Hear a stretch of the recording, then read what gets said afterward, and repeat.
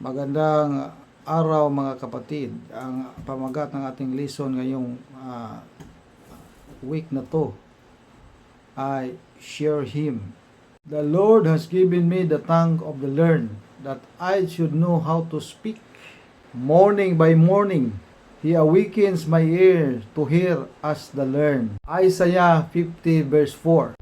Now what should we share? Therefore go and make disciples of all the nation, baptizing them in the name of the Father, and of the Son, and of the Holy Spirit. So where to go? All the nations. What to do?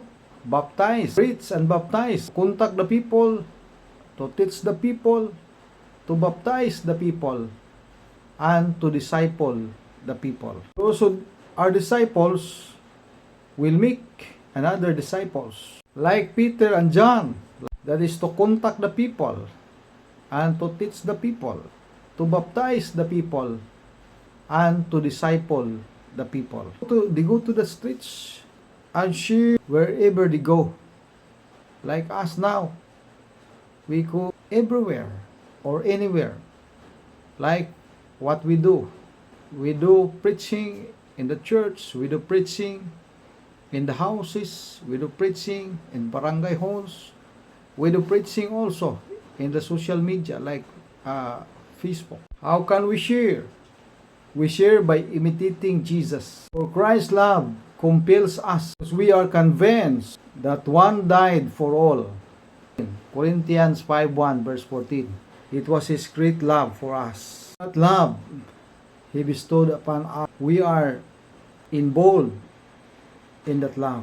And because of that, we share Jesus anywhere, everywhere. Whatever personality or whatever status they have. Another way to share Him is cultivating friendship. According to 1 Peter 3:15, be prepared to answer those who ask, to give you the reason of your belief, and do this in gentleness and respect. So we are all preachers of Jesus and His love.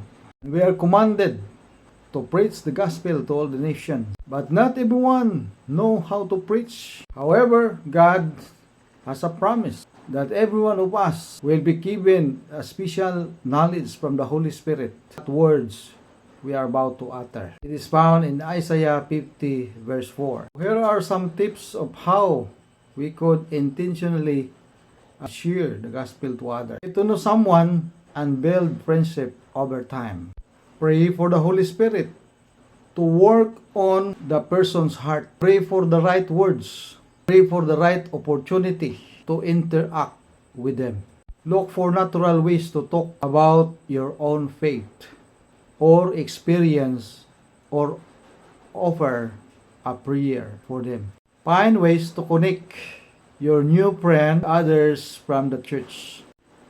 Pray about the specific needs or questions your new friend or new friends might have, or opportunities to show them how the Bible offers comfort, advice, and in our lives. There will come a time you'll want to ask if your friend